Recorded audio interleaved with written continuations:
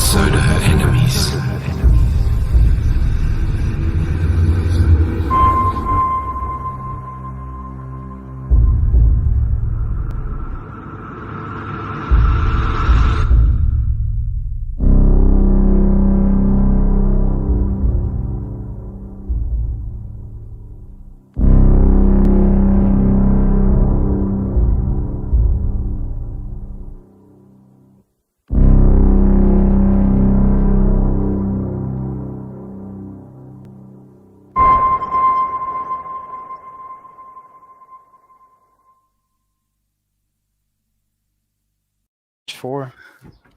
Oh wow, it worked. Cool. Yes, finally. I finally figured out StreamYards. Yes. It's only been 2 months. We all Do got to we start dare sometime. say you've mastered it? No, I'm a Jedi Knight. I'm not a Jedi Master yet, but I'm getting there. I'm on my way. Welcome everybody. Welcome to the show. What a great show. The amazing guest we have on tonight, Thibert. How you going? I'm doing good. I'm doing good, my friend. Thank you for having me. Oh no, absolutely. I think I speak for the entire panel and everyone in the chat that we're really thrilled to have you on because we're all fans, and some of us, I presume, are longtime fans. And Harry, Blue's here as well. This is my whole team here. Blue, say hello. No. Okay, we'll get back to that. He's just too excited. Very shy. Blue, I mentioned to him yesterday that you were coming on the show, Art, and he let off a little girly squeal. That's what happened, isn't it, Blue? He immediately said, "What am I going to find to wear?" What are you wearing? I found something to wear. It looks like it. Hello. Oh my gosh, where'd you find that? That's awesome. Oot Samurai Zero. That's Oot and baby Oot or little Oot. Little Oot. That's from the silver issue. That's cool. Yeah, Mom, dinner's gonna be late. Blue is our resident comic book. How would you describe it? He seems to know everything and has everything, so we kind of rely on Blue to. He's the archivist. That's the archivist. Well, I was going to say librarian, but that didn't sound very flattering. Not really. I'm in over my head more than they know. It's fine. Well, remind me later. Is it Blue? Blue. Yep. Yeah. Remind me later, and I'll show some Chrono Mechanics coolness off to you guys. Ooh. Oh, okay. Excellent. Cool. Excellent. Can't wait. Poland, what do you have here on your avatar? The usual. Nice crop. This is Andy Park did a commission last year. He posted it to Instagram. We have a lot of people in the chat. Crackhead Jeremy's here. He says, "Hail Art and Bancroft." Kodak Neutral says, "Art and the Croft." I really like that. Sounds like a band or a pub or something. A really cool bar. Yeah, it'd be like a folk band, like Crosby, Stills, Nash and Young. Oh yeah. Yeah. And this is the coolest place to hang out, right here. Yep. Like this is Todd's Truth is here. I feel like showing up the Hales. Zaid Comics is here. What's that, Poland? I was going to say when he said Art and the Croft, I feel like he greeted both of us at the same time. Absolutely. You know? That's right. That's right. Mm-hmm. Croft by name, Croft by avatar. El Argo's here. He says, "Hail everyone." Antoine's here. Cheers, gents. How you going, Antoine? No One Nowhere's back. Hal CG, absolutely. Fantastic. And then you guys are in the chat as well. It's Art. Yes, absolutely. I feel like normally when I do my shows, Art, we spend a little time getting to know the guest, but I feel like that's we don't need to do that this time because I feel like everyone knows you. You've been around since at least I started collecting. I started collecting back in the early 90s. Yeah. You were probably, what would you have been doing back then? I broke in the early 80s. Mm-hmm. So I was working professionally. I was doing comic books back then.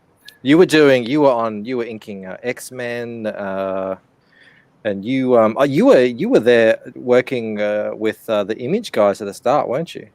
Yeah, I jumped ship with those guys from Marvel over to Image, and worked on a lot of books, but then I started working at Extreme Studios. That's Rob Liefeld's studio. I got offers from all the others, so Wildstorm, Top Cow, but I had just moved. I used to live in the South Bay, and that's closer to where Mark Silvestri lives.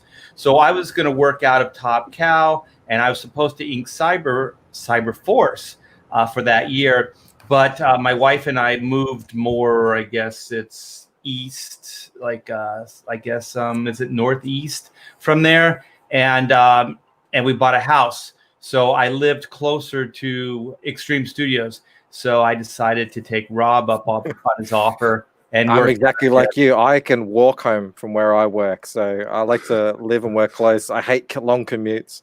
Yeah, so it worked out, like, just as far as travel time and things like that. So was that a hard decision back in the day? Do you recall jumping ship from the Great, and because that was peak Marvel time to jump ship back then. It was a little tough, but we were pretty sure that it would work out. And just to be honest, if it didn't, I think Marvel would have had us back. Yeah.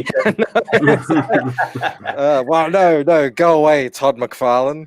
Yeah, exactly. Yeah. Oh, Jim Lee, no, we don't want you back. Yeah.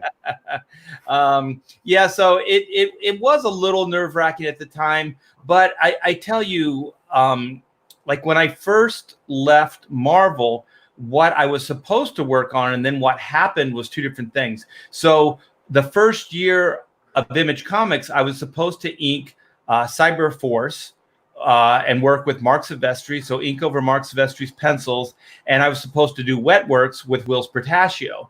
Well, Mark Silvestri only did one book the entire year, and Will Spertasio has some personal problems. He lost a family member, so he didn't work on wet works the whole year. So it's a good thing I did go over to Extreme Studios, because hindsight always be 2020. You look back and you think, well, I wouldn't have worked on anything. I would have had one issue of Cyber Force under my belt. Mm. So did you end up doing Cyber Force 0 then? I never worked on Cyber. Oh, you never did any of it. I gotcha. Not in the day. I think I inked some Cyber Force later. Like a year or two later, but I didn't work on like the Mark Silvestri run. I inked over, I can't even remember who it was, but I did do some Cyber Force. Definitely the impactful years then. Yeah. So I was mainly Extreme Studios in the early part of Image. So I did work on Spawn, and I did work on Wildcats, and I did work on Cyber Force. So I worked on all the icon titles, but not like in the day. I think the closest to the to Still the Cool run was I came on Spawn when Greg Capullo took over. So I was the first one to ink Greg Capullo, and I think it was 13, 14. No, it was it 15, 16, and 17? I forget the issues it was. Mm-hmm. But I've definitely got them then. I think I've got them all the way up to about 40 or something. Yeah, they were early on. So it was early into the second year that I worked with Greg on Spawn. I was a Marvel kid, so I was 11 back then, and just discovering Marvel, big into Spider-Man. I found out about Todd McFarlane through Spider-Man. Yeah, and then all of a sudden, and then as well, I wasn't big into X-Men through the comics, but then the cartoon came out, and I kind of got big into X-Men, and then I found out about Jim Lee, and then they were all gone. I was like, well, but I just found out about these guys, and then I found a copy on the newsstand of a single copy of Spawn issue 2, and I was just like, oh, they're not gone at all, they're right here. Yeah, and I picked that up, and just amazing stuff. Do you ever notice like that each one of the titles that the Image guys chose would be right next to the books that they left? So Spawn SP is right next to Spider-Man. Wildcats is close to X-Men. All right. Yeah. Those sneaky kids. Yeah. Yeah. How long was it after that you started the original black and white? I think it was probably the second year at Image, working out of Extreme Studios. And I think Rob Liefeld could tell that I wanted to do my own thing. So just out of the blue, he offered me, he's like, would you like to do your own title? And I said, sure, that would be great. And so I already had some ideas. So they said, what would it be? And I go, I'm thinking of a title called Black and White. And he's going, like the Jackson song, I like it. And then he walked away. Yeah. Now tell me, was it inspired at all by the Michael Jackson song? No. I didn't think so. Let's hope not. I think I always just like the term, like it's black and white, like it's a definite, it's a truism, so I think I always like that. And how long did that run for initially? We did 3 issues. We did a 3-issue miniseries, and that came out in 1994. And so all the kids out there. Yeah, it was a whole nother century, whole different century. Yeah, actually, the 20th century, and so not the 21st. And so then we did that. It did really, really well. And so then we worked on the series for about a year because we were going to launch it as an ongoing. And so my wife and I was penciling, inking. She was writing with me, and we had 3 books inventoried because you always want 3 months. You want to have 3 issues 3 months in advance before you solicit your book. So we solicited the book, and we got our numbers. They were good. Actually, they were really, really good numbers, but they weren't good numbers compared to the year prior. And they weren't good numbers as far as paying the talent, because back then people made a lot of money per page. So I remember we put out the first book, and so we got the numbers, and we got the numbers for the second issue. And then we just realized, my wife and I realized, we really can't do it for this money. So we went to all of our vendors and all the different talent, and we asked them, we said, could we renegotiate your rates? And they were like, absolutely not. And so I said, well, we can't afford to do the book if we can't renegotiate some of these rates. So I'm really sorry, you're worth more, but can we do it? And they were like, absolutely not. And the thing that's weird is, like, no one saw the writing on the wall. Like the numbers were shifting, the industry was changing, the sales were kind of going down, but nobody wanted to adjust. And so that's funny. You were just telling that story. I was just thinking, like, couldn't you just say to them, guys, this is all about to go down in a couple of years?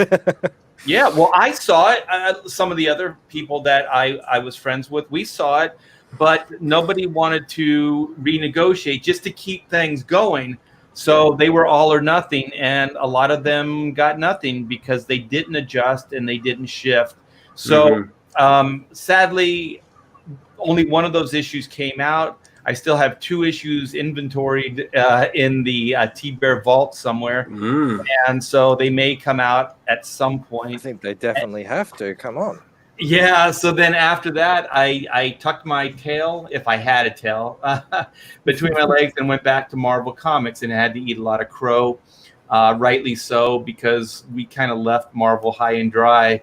I don't know if you guys follow, like, stock market and finances, but excuse me, in the day when we jumped ship from Marvel stock went down, and Image Comics actually got a write-up in Forbes magazine. So that's a major impact on the stock market and in comics. So it was a pretty big deal. Yeah, it was a huge deal. Any one of us who were there and remember it, even as a kid, obviously I didn't have any understanding of stock markets or anything like that, but it was a massive, seismic shift in the whole way things had operated until then. Yeah. Well, for all your streams that I've caught half of or whatever while I'm working or whatnot, I finally get the story of what happened after that second #1. So thank you. That's good to know. Oh, cool. Yeah, it wasn't by choice. Believe me, I would have loved to stay in that independent arena. I had stories. My wife had stories that could have gone on for years. But the good thing is we got CG now. We got Comicsgate. And this seems like a very viable platform to do these things. So I'm so glad that you guys are supporting these projects, and that, it's not just a second chance for you guys to get the book, but it's also a second chance for me to create these independent comic books and to bring back black and white. So for that, I do thank each and every one of you. Well, you've drawn over like everybody in the industry. I see your name every time. I looked up a Superman book from the 90s yesterday, I think. I looked up several books yesterday, and your name came up twice on these books. It's ridiculous. So I'm wondering, when it comes to your natural style, I'm sure you've probably been influenced by a lot of different people. What is your most natural style? Is it black and white, or is it chrono mechanics? Oh my gosh. You're asking a person who's impersonated every actor out there, and it's like, hey, I don't know who is this guy? If you've been an inker for so long, surely you just become a chameleon, don't you? You're like water. You fill into any glass.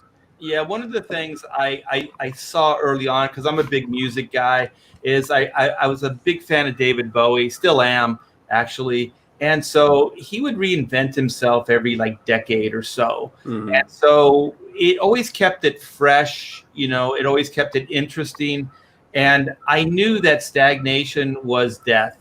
So I never really wanted to be pigeonholed into one particular thing. So if you do look at my career, I think there is a lot of diversification. There's a lot of different things.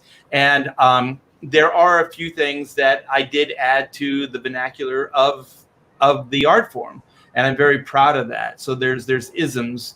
I was told that it was based on a job that I inked over Art Adams' Fantastic Four, and so smash cut to a little bit, a couple years later, and I'm working with J. Scott Campbell on Danger Girl, and so I'm on the phone with J. Scott, and he said, the reason this style exists is because of the way you inked over Art Adams. He goes, I have never seen anything like that before, and it had an impact on me. So when I started working with Alex Gardner, I kind of said, look at this guy, look at this stuff. So they were emulating not just Art Adams, but the inks that were over Art Adams. So I'm very proud of that. And, so I did try to diversify, and I did try to many different styles.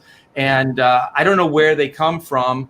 I always, whenever I enter into a working relationship with a penciler, I try not to have too many preconceived notions going in, because I do want to keep it open to interpretation, because that's the fun part for me, is not knowing where the destination is, just trying to get somewhere and trying to make something unique and interesting.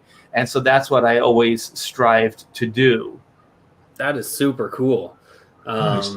That's like so Bruce Lee, you like water. If you go into the pot, become the pot. In one style. Yeah. That is. Have you? Speaking of different styles, have you? I saw that you work traditionally. Obviously, going back in the day, that was the only option. Have you ever done digital?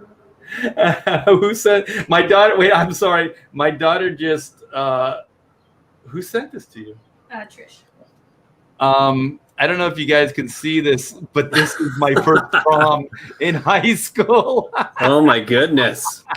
Very Look good. At that strap, young man. Do you still have that same hair?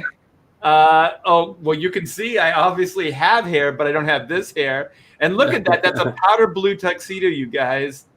That looks like what my dad got married in. Thanks for humiliating me, child. You're welcome. That's what our kids are for. Yeah. That's why we take those photos, so we can bring them out all these years later. Yeah, wait till he has kids, and then I'll do the same thing. Yeah, there you go. And now kids have, it's not just a couple of photos. We have hard drives full of photos now. Oh yeah, there's too many. You can't even go through them, and you don't delete them. You're like, oh, here, take a photo of, such and such here, standing here, and you take 20 photos. Well, I have Photos like used to 2 be photos special. of me. Oh, I'm sorry. No, sir, it's okay. I have 2 photos of me growing up, and we probably have 1,000 of Amanda, who is our daughter. You know what I mean? Like it's crazy. And like you said, it might be because you can snap so many photos and you don't have to worry about the cost, because before you had to develop film. Yeah. It was like it was gradually, it went up and up and up from, having to go out to a studio and get all dressed up and sit down for a couple of hours to, a photo was something that was supposed to be special, and now it's just, there's, we're sitting at the dinner table, take a photo, he's looking cute. I made a thing, take a picture of it. Yeah. Yeah. I did that the other day. I cooked breakfast, and I was like, look, I'm so proud of myself. I made breakfast burritos. Oh, not only do we take photos of them, we got to share them too. Yeah. Yeah. I'm a gourmet. Look at that. I eat breakfast. I think it goes back to what Ethan talks about, it's trying to stay away from digital distribution. These books that we're putting out have value. That's supposed to be flippant. And you guys talking about the photos reminds me so much of that, because they're worth so much less.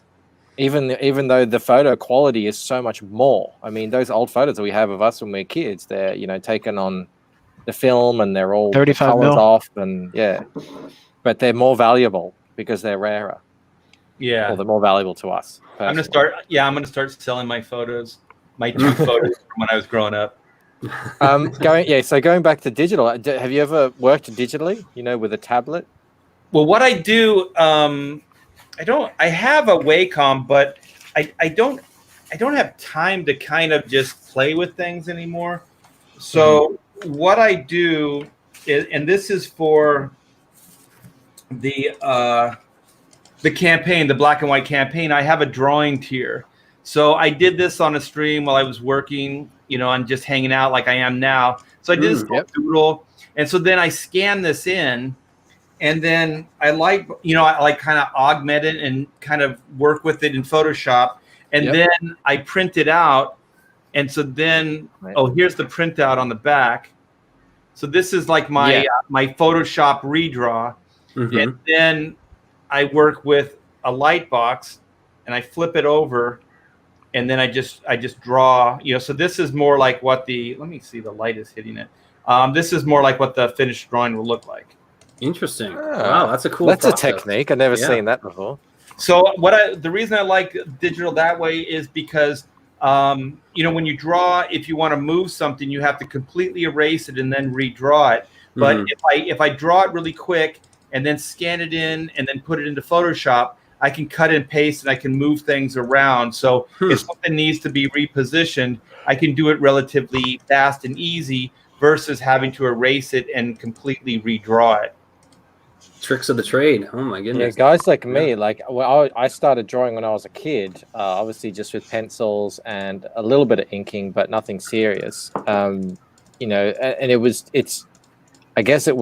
just I felt like it was harder that learning curve was harder. The initial, first, 5 to 10 years was just harder to kind of get to a point where it actually looks somewhat professional. Whereas when I got a tablet finally and really got back into drawing seriously, the learning curve was really quick. And obviously it's quite a different style of drawing. You can undo things really quickly. I kind of ink as I draw. So I pretty much almost skip the whole sketch part of it now. So it's really a completely different process. So I totally understand, it would be kind of like having to relearn the whole thing again to start doing things digitally, even though it can increase your productivity in terms of time and stuff. Maybe. See, that's I go back and forth and I debate that, because for me to have to relearn, I think it would end up taking longer. Because I've been doing this for 36, 37 years, so it's pretty instinctive, and I can kind of get in things relatively quick and finish those. And I do believe if I had to start relearning something, it would end up taking me longer. And also, there's one thing that I don't know if it's a good thing, but there's the control. What is it? Alt delete. So deleting. Yeah, you can kind of start over really quick, and so I think just the perfectionist in me I would never get anything done because I would keep like, well, what if I did this? So I find like new things. These are the problems us digital artists have to deal with. It's not just that. That's a huge problem, but it's also the zooming in. I was just going to.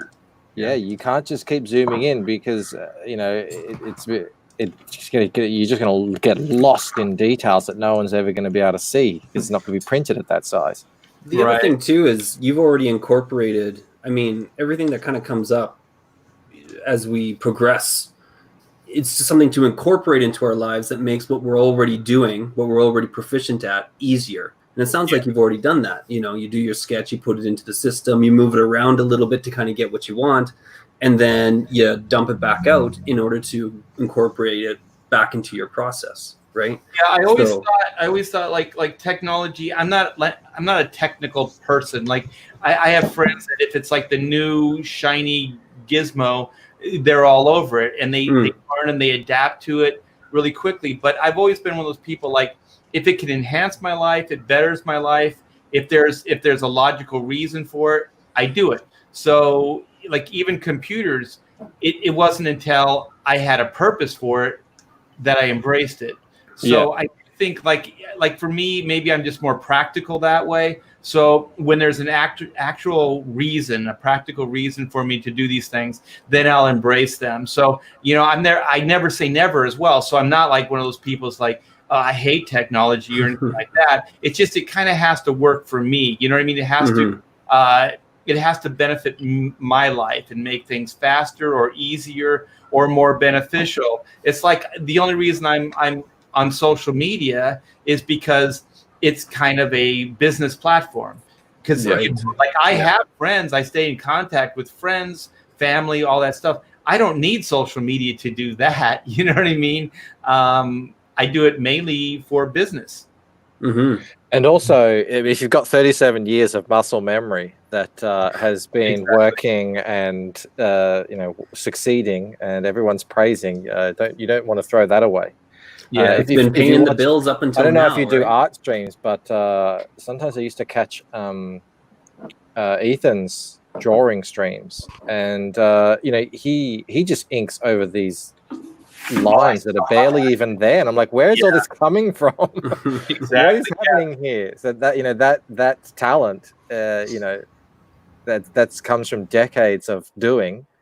And you don't want to just be throwing that away. It's kind of like Mozart. Like some of those guys, they can see it already in their head. So it's just a technicality to put it down on paper. Yeah. For me, it's trial and error. So it's drawing, erasing to try to find something. Somebody like Ethan, it's not about finding it; it's already there. So I do admire people like that, but it's just not. It's not how I am. And you asked about doing things on live stream. I did this on a live stream, so I do draw and ink and things on live streams and my YouTube channel. Fantastic. Mm-hmm. Yeah. So Art has a really good channel. He does. There you go. Art streams, and he also chats, talks to people, talks to people making comics. You've got your Pontificators show as well. Tomorrow night, with a bunch of friends. There you go. So everyone who isn't, make sure you go and subscribe to. It's just Art Thibert, yeah. Yeah. Thank you. Since we're talking art, let's just quickly have a look at some stuff here. You dug that up. That's funny. This is amazing. I'm one of those guys who I sometimes like the pencils more than the finished piece. I like the pencils, to be honest. I like the pencils on this piece better than I liked the inks, and I don't know why, but I did. It just works that way sometimes. It's the same with Rob Willis as well. Sometimes, even though the inks are amazing, sometimes just the pencils has that texture and life and movement and everything in it. Yeah, these are nice. Because you've got some bits are obviously they're lighter, some bits are darker.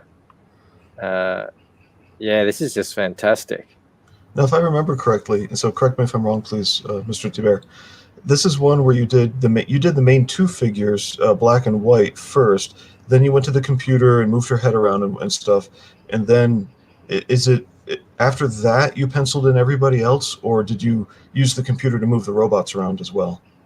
Yeah, there was some augmentation. Like even in the final, like the gun's a little big, so I made the gun in Black's hand, smaller. The fist that's holding the robot's arm, pulling the arm, it's a little big, so I made that smaller. I kind of brought in the back, the trapezius area a little bit. I think I dropped the hair down a little bit. I think I lowered like his nose bridge. There's a lot of little things that I did. And that's what I'm talking about, like just getting lost digitally. You know what I mean? You always see something new that you can improve and change. So yeah, you're right. That's a good observation there, Blue. Yeah, I did do a lot of that stuff. And also the original background, like that piece was kind of, it was going to be riffing on issue 3's cover. So one of the things that I had drawn in that background originally was this robot, this giant mech suit. Mm-hmm. So that was in the background originally in that shot that you were showing. But then it seemed like it was overshadowing the entire piece. Yeah. And I couldn't really get it to work because I was gonna kind of like do the robot in almost silhouettes. So it'd be more simplified shape. But even still, once I started developing it, the figures were getting lost, because there's a lot of detail with Reed, aka Black, and Whitney Sung, aka White. So then I just simplified like the top part of it compositionally, and then kind of anchored it with some background, and then threw little robots in there. Hey, Poland, we were talking yesterday about how important the expressions are. Mm-hmm. Absolutely. On the faces, and how it's it's rare to find in comics that people can nail all the little things, including getting all the expressions. Yeah, it just adds so much to the overall piece. I agree. I mean, we all know what it's like, art. You kind of get used to a way of drawing something, and then it sometimes can be hard to break out of that. But yeah, I was talking on one of the live streams with Graham Nolan, and I asked him, like, sometimes you just got to do it right, and it always comes back on me that like I'm the only one. But I asked him, I said are there isms like that you do, like you're notorious, like for me, I make the nose bridge, from like the eye to the bottom of the nose too long, and so even when I'm drawing it, I'm aware of it, and I keep going, no, I draw my initial, gesture in, and then I go, no, lower it, because I can't see it. So then intellectually, I have to override like what I feel or what comes natural, and then I have to override it to move it down. And then I bring it into Photoshop, and then I think, well, it looks right to me, and then I'll cut and I'll move it down, and then I'm like, holy crap. Even though I thought it was, right, and I was overcompensating for that, I still didn't have it right. So for me, like there's these isms that I do, and I just, as hard as I try, I can't break myself of the habit, even though I'm trying. And so I asked Graham that. I go, is there anything like that you do? And he goes, no. It's all good, bro. It's all good. But I do know that other people do this, because I do know that when I was working with Mark Bagley, he does this one thing where the one eye, it's always the right side, will be moved over slightly, and the eyes will be kind of wall-eyed. They're not always looking in the same direction, and he does it all the time. So when I was inking him, I would just kind of move things over slightly, adjust them in the inks. So, no one ever really knew the difference. Mm-hmm. But when other inkers, ink him and they just kind of trace the lines, they don't pick up on it. So I can see that. So there are other pencilers that have the same problems. But Graham was like, no, not me. That's interesting. I collected pretty much all of, is it Bagley? How do you? Yeah, Mark Bagley. Yeah. Bagley. Yeah, I think I have pretty much every single one of his Spider-Man comics. Yeah, I think I inked all of them for the first 2.5 years. Well, there you go. The Ultimate Fantastic. Spider-Man, I should say. Yeah. Hey, Mike or Michael, can we flip back and forth a couple times? Yep. I want to look at that number 94 shoulder towards the bottom there, and I'll how. zoom out. Here we Yeah. go. Ready? Mm-hmm. Okay, cool. So it's filled in more. Yeah, this is one of those where if I could afford only one, I wouldn't know if to get your inked or your pencils. But Antoine Dennison brought up an interesting question, because you repencil everything after Photoshop, which is really cool that you do repencil it. So it is honest artwork. If some people might have objections or whatever, but this is a good question though. Do you ink directly on top of your actual pencils? Yeah, I did on this piece, and let me think. Sometimes I'll blue line them, but I won't develop them to this extent. So if I blue line, what I'll do is it'll be like shapes and forms, and then I'll still pencil over those shapes and forms and finish it off in pencils. So usually it is inks over my own pencils. So I mean, I love wanted the inks, but there's just something about the pencils on this piece that I just really dig. Yeah, I agree. For me, it's the same thing. And if we go back, now we can see. There it is. Yeah. Oh, Colored. It's so good. Thank you. Whatever you Who thought did you the lost. colors on this? What's that? Who did the colors on this? This is Kyle Ritter. Oh, there you go. And this Should is have all noticed for, from the clouds in the background. yeah. And this is all for just a trading card, right? It's a trading card, but also it's a retail poster. Oh, Yeah, I you know. got to make it a poster. You Yeah, can't yeah. get something like that. I mean, And, It was Yeah, it to was be funny big. on the stream the other day when you opened it. You or maybe it was the stream after that. I forget it. Sorry. You were saying you didn't realize it was 24 by 36. How huge that was going to be to ship. But yeah, this will be really nice when it comes in. Yeah, I had a little realization that 24 inches is 2 feet wide. And I was like, wow, okay, that is pretty good size. We've only got the hour, and I've collected a whole bunch of pieces here. I wanted to just show while I have you on the stream. can I show something real quick? Yep. I have. Oh wait. You got that? I thought that was me. No, I was just clicking along. Let's see. So I click this. I click this. Bancroft is in your computer. I click this. Yeah, he's in my Taking head. control. So I just did this just before the stream. Can you see this? This is the trading card. Oh. Yep. So I just did the layout for the Very trading interesting. card, and I brought in the 25 years, the 25th anniversary, and then I reworked the logo just for the trading card. So I put the black and white side by side with the "and" in between. Mhm. Yep.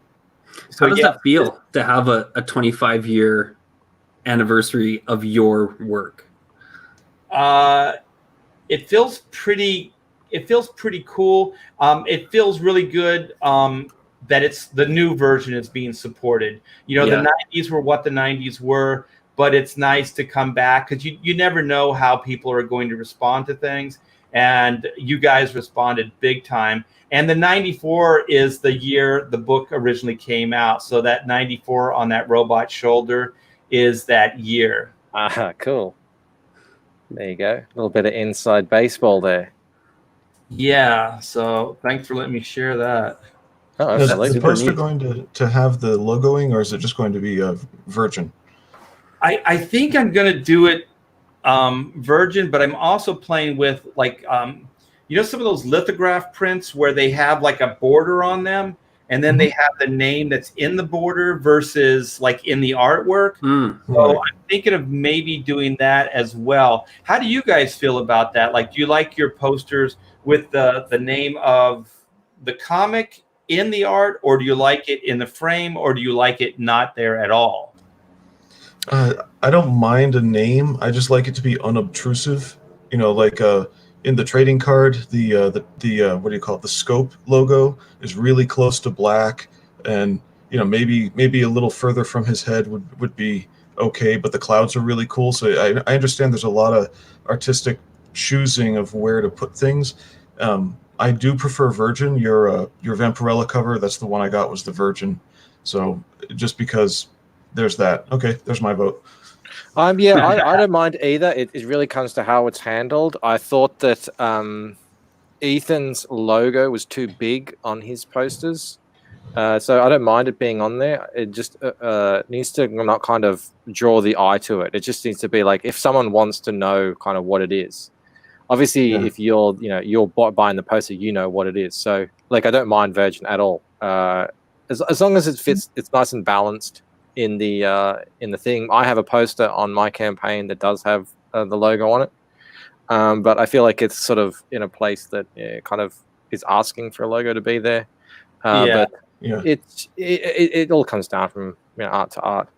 I think, Brad here, he says, I think if it's properly placed and it looks organic, like it's supposed to be there, then it's fine. But if it looks a little shoehorned or out of place, then I would rather it be Virgin than with a logo. With Ethan's as well, it's a really dark greeny sort of lots of blacks sort of poster, and then he's got this bright yellow and white logo, and I think it's a little bit too big, and so the eye just kind of naturally draws to it. Brad's here. He says, "Hail, that's some fine art," and the drawings are good too. So what's this piece here that I found on Twitter? Okay, so this is one of my pontificator brothers. This is Zach Bradley, who has Galma that's in demand as well. So he's got a campaign and a book. And so we were just on a live stream, and he shows me this piece of artwork, and I was like, holy crap, man, this is really, really good. I said, can I use it as a trading card? And he said, sure. And so I put the graphics on there. And so this was the trading card, or is the trading card for the pre-launch sign. So if you signed up for the pre-launch page, you'll get this card with a backing. So this is kind of an exclusive just for the pre-launch backers for the campaign. Very cool. Yeah, I like this style. I wish I could do a style like this. Yeah, I think it's very kind of what do they call that? Like, where you're doing like concept art. Yeah, I call it concept art style. I don't know if that's the right thing, but that's what I call it as well. Concept impressionistic. Yeah, digital impressionist. Some of those guys, they blow my mind what they can do. Yeah, he's real fast too. This, I think, is a commission you did for someone. Yeah. This is a commission I did. So I love doing the kind of black fades. The fades out of the black in the background. I was just thinking about that. They've got brushes for that now. Photoshop brushes. I've seen them. It takes like half a second, and someone will just wipe it, and it'll do different cross hatching in the different directions. Here are you just doing it line by line. We call those people cheaters. I don't use them. I was working on Action Comics Superman run with oh my gosh, I'm blanking on his name now, but he's a digital penciler, and so he would put these kind of patterns in, and so instead of leaving the patterns, I would actually ink them all in, because people buy these original pages and stuff, and so you want them to look good. So whatever he did digitally, I pretty much replicated in inks. That's super cool. I mean, it looks amazing. I really appreciate people putting in effort into their work, because sometimes I'm as well spending days and days on one piece, and it's always good when people kind of recognize that and say this person really cares about what they're making. Yeah, and you want, if it's a commission, you want the original to look good, so the bottom line is always to make the original look great. If you're doing it for reproduction, for a comic book or whatever, like the interior art, it's different because, it's production art. Like when I broke into comics, you learn really quickly not to be precious about the work, because in the end, it is production work. So you're kind of moving through it pretty quickly. To make a living, most of us were doing multiple books a month, so you learn kind of to get in and get out quickly. Well, it's interesting because it's still the same now, but the detail has just dropped so significantly in the books that they have out there now. There's only couple of artists that seem to put in the attention, even if they don't have to put in the and time. they all seem to be working for DC. I know there's a bunch of like top-notch artists on DC books. George someone. Genties? He does it. Like, I don't know, but he's amazing, and Joel Jones as well. I mean, there's a bunch of them who are really good. Yeah, well, if you think about like the older guys, like I'd say pre 90s, maybe pre like 2000s, maybe. There was no digital, like digital coloring wasn't really the thing. So if you were going to make a mark, you had to do it in the inks. So if you look at those older guys, like they understood light sources and they understood light and dark like nobody today knows. Whoa. Someone's just trying to drive a motorbike through his house. Sorry about that. Yeah, the Hells Angels just drove by my house. Yeah, so if you look at those old comics, like there's multiple light sources, there's reflective light sources, there's all kinds of like drama and things that are done with lighting that you just don't really see in comics anymore. Because I think that a lot of these costumes and environments are a lot more detailed. And I think because of digital coloring, those guys do a lot of that heavy lifting that used to be done in the pencils and inks. Yeah, I mean, I noticed that in myself as well. Because I'm doing my own coloring, I'm like, okay, well, I'm going to do that in the colors, and don't spend as much time on the inks. But whatever works for whatever. Whatever style you're going for. This is cool here. Yeah, this was a con commission. I did this at a show. That's so How long would that take? I was thinking the same thing. It took a couple hours. It takes me longer at shows. I did a show in Texas. I used to have an agent, and he would book shows for me. And so he was working the table. So this was the first time I had worked with him.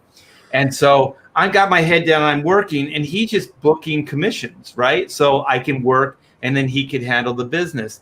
So I think he had booked me, was it 18 drawings for the day? And at best, like on this level, I can probably do, if I really, really focus, I could probably do 3 to 5, in a day and still be social with people. So my gosh, man, I never worked so hard in my whole life because I had to keep my head down. I was just banging them out. And and do you worry? Do you worry that you're going to screw up someone's cover or something like that? If it's, I used to, but I look at it as like it is going to be what it's going to be. You know what I mean? It's kind of like you're in the moment. They're watching you draw. It's not a perfect world. So I would say, there's always, maybe I shouldn't be this honest, but there's usually at least 1 to 2 drawings that I'll do at a show that are absolute stinkers. Like I hate them. I'm just thinking like, oh God, I couldn't deal with that pressure. I didn't go through the fire, so to speak, and come out the other side. I work by myself alone, and then I show the finished product as I like it. That environment, that sounds like that's just making me sweat thinking about it. It can be brutal, but I just don't. I kind of take it easy now, and so I'll do 2 to 3 at a show because that's a good, comfortable pace. I can be social, I can hang out, and I don't get too crazy. And also, what I do is now over the years, what I used to charge and what I charge now. I can do less and make the same amount of money. So I can do more quality and enjoy the shows more. So you kind of learn over time. But there is one backlash to that. Those 1 to 2 bad sneakers that you do is those inevitably end up all over social media. Yeah, they come back to haunt you. Are everywhere. Like the one that you're the most proud of it doesn't go anywhere, right? But Mhm. those ones, those stinkers, man, those things you're never gonna live down. Well, it's like as well, you know, obviously you've worked on a lot more comics than I have. I've only got the one so far. But, you know, not every panel is your best panel you've ever done. And, you know, I've just seen it as well, even with Ethan. You know, they'll pick out the weakest panel in the whole book, full of amazing panels, and just say, "Oh, look, this is apparently the quality," you know. And it's like, come on, you know, and it's not bad. It's just not as good as everything else. And of course, the internet being the internet, that's the thing that people are going to try and highlight. Well, I think the Joe Kubert rule with the comic book, and these used to be 22-page stories, is I think if he said you kill yourself on 3 to 5 pages, then you can coast the rest of the issue. All right. And that's not, it's true, because if you can wow people with 3 to 5 pages of inspired artwork, then the rest you can kind of, I'm not saying that you just crap it out, but it makes it easier, because the way I look at monthly comics, like I said, most of us were doing monthly, like 2-3 projects a month. So it was just one book. It was 2 to 3. So you kind of learn where you can shine or where you should shine and where you can play back, because it is survival. You have to get things done. So you kind of prioritize. So when you read the script, you know, you read the story, you can just, you get a marker and go, this is the big thing. This is the big thing. Yeah. And so you find 3 to 5 of those pages, and then you go, these are the pages I'm going to kill myself on, you know? Well, and you train your audience a bit. It's like in Lord of the Rings. Not every single shot was green screened with the hobbits being short and the tall people being tall. Some of them were but they paid really close attention on a few really important shots in order to fool the audience, so that when you did see them in the same picture, you just bought it that, you know, the hobbits were short and the tall people were tall. Exactly. It's the overall, you go with the overall effect. Yeah. And also, I think it is important to pull some things back, just because if everything's, you know, at 11, then you get overwhelmed, and then you stop appreciating things, you know, like everything is so amazing that your brain just kind of tunes it out. So I do think that, you know, that give and take. So sometimes let the reader's eye rest, you know, and then dazzle them again and so forth. So you can kind of have those dynamics. So, you know, it is like the old school, you know, saying, it's like a roller coaster ride. You know, there's the ups and there's the downs. I was just going to say that I hope that my wife is listening, because she is like looking at all my art and saying, "Oh, you're not going to leave his arm like that, are you? What's going on with this hand? What's this? That looks funny." Oh, I've got to move on. I've got other books to draw. I've got things to work. You know, you have to kind of move on at some point and say, "Look, that is what it is." And yeah, my wife says that. She goes, "Don't be a perfectionist. Just move on." And I'm like, I'm not being a perfectionist. I'm just trying to make sure the anatomy is correct. There you go. There it is. There's a right and wrong way to draw, so I'm just trying to make it right. Oh my gosh, this is an oldie but goldie. Mm-hmm. He looks like you. What? No, I'm kidding. You know, speaking of appreciating things, when we say too much stuff gets done by the colorist nowadays, I agree. But I noticed in this one and in the Venom, it looked like, maybe it's the computer screen, I don't know.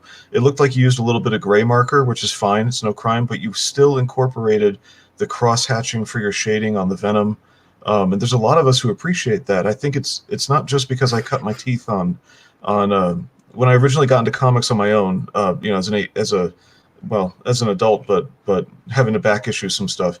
It was, you know, Jim Lee's X-Men, the old Dark Horse sci-fi stuff where things still had everything was cross-hatched.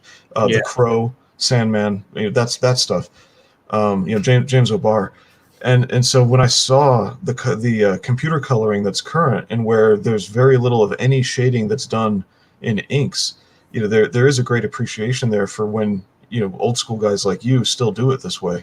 Well, I think that's also why Sean Gordon Murphy is so popular, that is like kind of old school approaches, man. Yeah. That guy's using a brush, he's throwing stuff down, and people are responding because it's dynamic. Yeah, You know, there's energy in it. Yeah, those blacks and that movement with the brush, you can't do that.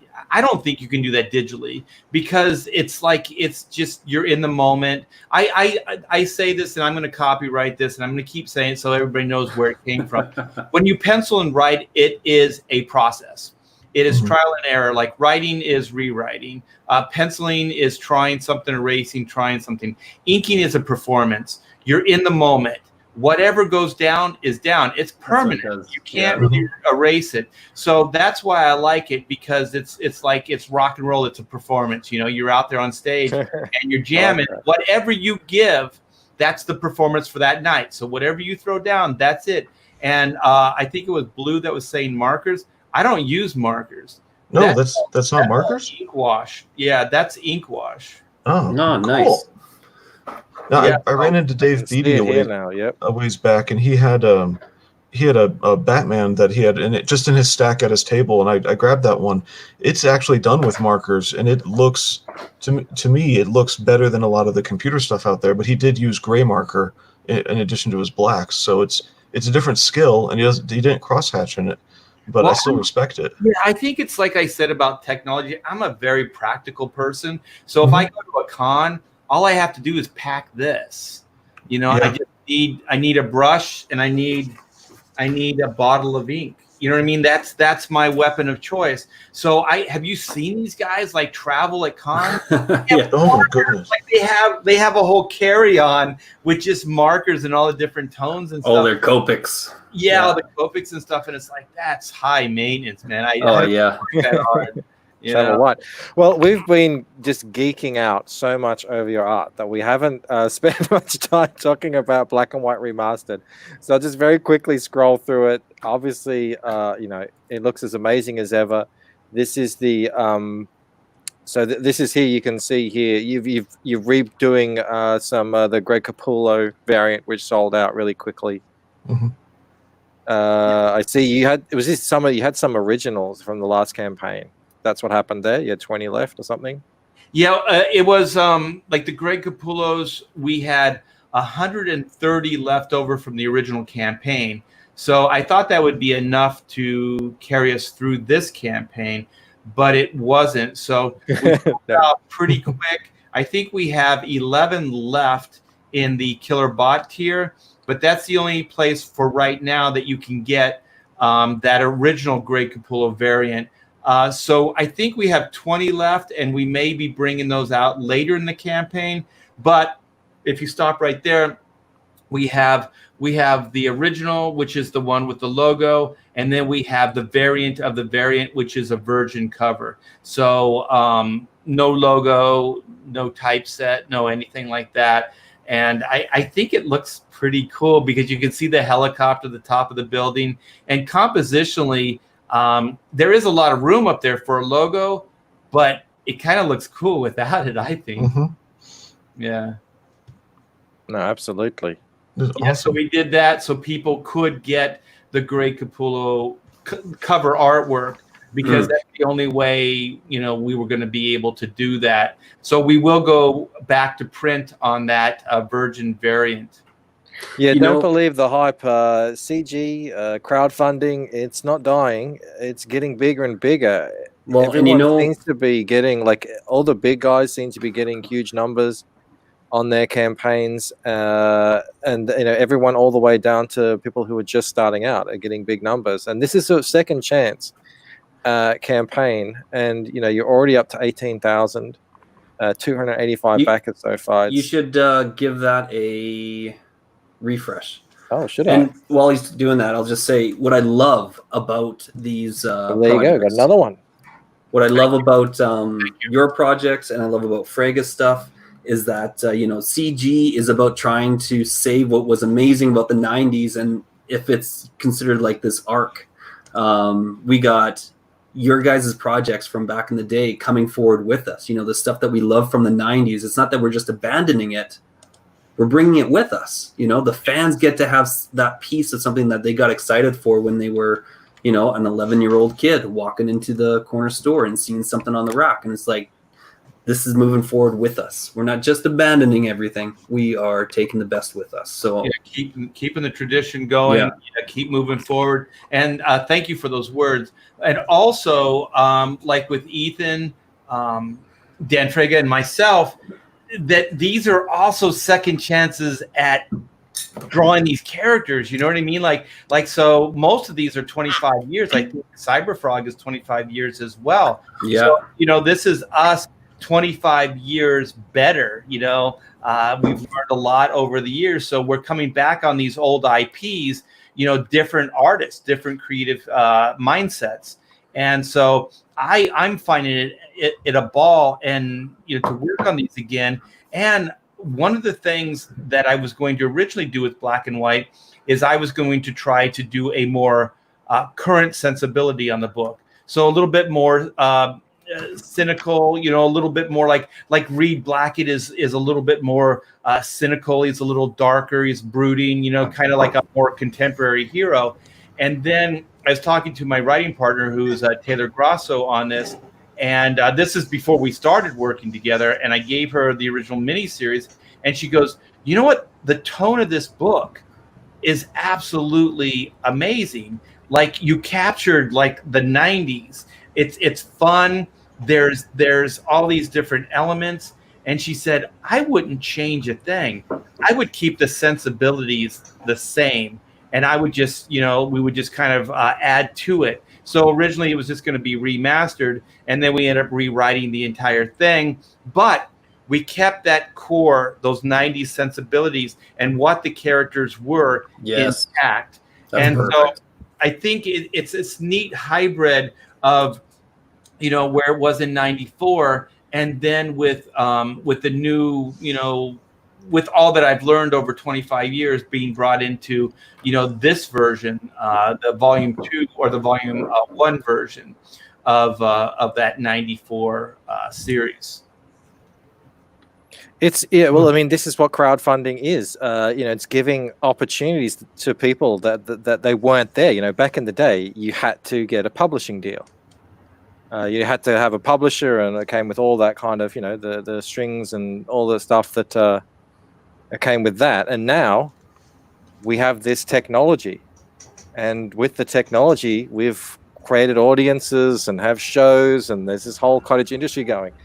And, you know, we can see this stuff again. Like I said earlier, I was so in my little Spider-Man world back when you were working back in the day. You know, I wasn't aware of you and what you were doing, and now I'm getting to see it for the first time. And, you know, and as well, I didn't catch the first thing, so I can get onto this, you know, campaign now. It's all good things. Yeah. Thank you. And where is it? I got this back from the printer. This is the Chrono Mechanics proof. Ooh. So how sexy is that?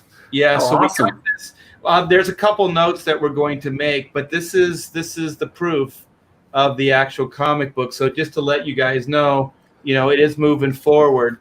Like I said, we already talked to the printer today and gave them some notes on it, but Chrono is moving forward. And I think awesome. It was Blue that, while I have it on the screen, that was talking about Chrono, and I said, I have something for you. Oh my God. How cool is that? Awesome. You didn't just fashion that at a con. Where'd that come from? This is Doug from Chrono Mechanics. I have the other 4 mechanics as well. So huge. Yeah, this is like, well, they make it big and then they shrink it down, right? To make a figure. Well, what this was is it was an animation maquette. So Kids WB, I was working with them on developing a cartoon. So hold on, I gotta make sure that this doesn't fall over. So I did. So they were like, I don't know if you guys know animation. So you make these maquettes, and so they're like artist models. So they can turn them around and they can animate from the maquettes. And so the guy that did this one, his name's Mike Smithson, and he did all the maquettes for the Shrek movie, the first Shrek movie. So when I went into his studio, he had all the maquettes all the way around. Oh, that's so cool. In a shelf all the way around. And he's also the makeup artist, designer of Fat Bastard from Austin Powers. So that fantastic. and all that stuff, he designed that. So the same guy that did that actually sculpted the Doug statue here. And he is so talented. I believe that he was up for an Academy Award for the makeup on that character, Fat Bastard. Wow. Yeah. Wow. Neat. The connections go deep. we have a late guest here. Hail. Brad. Hail. Hey, Brad. Hey, I wanted to investigator. I wanted to show you guys something because I actually recognized the artwork. Yes. Nice. Oh, wow. 94. That's cool. There you How go. cool is Yeah, how about that? that one? So Brad is, I mean, only tangentially a comic book guy. He's into comics a little bit, but I know Brad from we're old school skaters together. He's one of my mates here. So that is super cool. I had no idea you had that, Brad. I Yeah. was looking at the pictures and I was like, that looks really familiar. Yeah. So we There you changed go. it up a little bit. The costumes are slightly different. The logos are different. The one thing about the first volume, this version of Black and White is we start off with the traditional like black and white suit. So you see Reed Blackett in that suit, and then you see how he progresses into this new suit, which you see in the artwork now. So we carefully constructed, like, try to bring like the 94 version into the 21st century. Well, that was That's the thing that Todd McFarlane made Marvel popular again with, is that he didn't like change the characters or anything. He just brought them into the 90s, right? Yeah. And when people said, how can your art style is so cool, like how did you decide to do that? He's just like, I just drew like I do in the 90s, It's so it's really cool to kind of see, you be able to do that on your own book. Yeah, we used to call it, like, I always used to go around and say, it's the cool factor. It's the cool factor. You got to factor in, because that's the thing the kids want. You could draw things completely correct, and, all your anatomy and your perspective is perfect. But that's a little overrated, because sometimes it's not as interesting if you exaggerate things or you take some chances with stuff. And I think McFarlane was great at that. So you didn't look at like, oh, well, you could never do that, like those Spider-Man poses, but you didn't care because it was so damn cool. You know what I mean? And he pulled it off in a convincing fashion. And that's the big thing. Like in comic books, when you're creating these worlds, like Jack Kirby or whatever, if you're consistent, if the artwork is consistent, even if it's maybe not as correct, it doesn't matter as long as it's consistent. I remember Neil Adams, I think he's the one that said it. He said, it's not what you do right that defines your style. It's the things you do wrong. Yes. Well, all I know is that the Capullo capes, the Spawn capes, defied all logic and reason, and I mean, they were just perfect. And now they're standard. Yeah. Yeah. All right. Do you remember that run that it was so amazing? Was it Batman year 1 or year 2 or whatever that Todd McFarlane did? I think he did 2 issues, and he did Batman, and that cape was it went on for miles. Oh, yeah. It had a life of its own. It's like people already complain in today's day and age, about capes. It's kind of become a trope, a joke. No one should have a cape because it's just, the least practical thing to fight in. But Capullo was like, no, I'm gonna have like a royal veil cape. It's gonna go for miles. Well, you know what? You brought this up, and that's exactly kind of what I think is wrong with entertainment overall, because I use it in a music term. Okay, so sex, drugs, and rock and roll before Nirvana, right? Like, people were ODing it was a bad scene, but you know what? When they sang about that stuff, it sounded cool, right? You know, they were they were sleeping with women, you know, groupies. They were doing drugs, they were doing whatever. But you know what? You were like, wow, those guys are cool, right? And then comes Nirvana, and so instead of external, where it's like, look, we're having fun, it becomes internal. So then they start like talking about their angst and their feelings and stuff like that. So then it becomes more internal than external. And so then, you know, if you think about it, like that's kind of how all entertainment started going. So it's almost like you have to have a wink and have to have a nudge to the fact that a cape is really huge or that a cape is stupid. You know what I mean? Like you can't just do it matter of fact. You can't just have fun and go, this is a crazy comic book. Look at that silly ass cape. But you know what? It looks cool. You can't do that anymore because it's more cynical. Like people are like, well, that's silly. That would never work. You know what I mean? Like, well, of course it wouldn't. These are comic book characters. You know, if you were bit by a radioactive active spider, you'd probably be dead. You know, we never used to care. Like, how exactly did Spider-Man actually crawl on the walls through his costume? It's just look, it is how it is. All right, we don't need the full explanation of everything. Right. We had to lose Brad there. Apparently, he's got mic issues. But he didn't have headphones. It didn't look like so. Yeah. We've got to actually end the stream here, Art, because we've gone 10 minutes late. over. We've been geeking out hardcore here. It's been so much fun finally getting to talk to you. I hope we get more opportunities to hang out.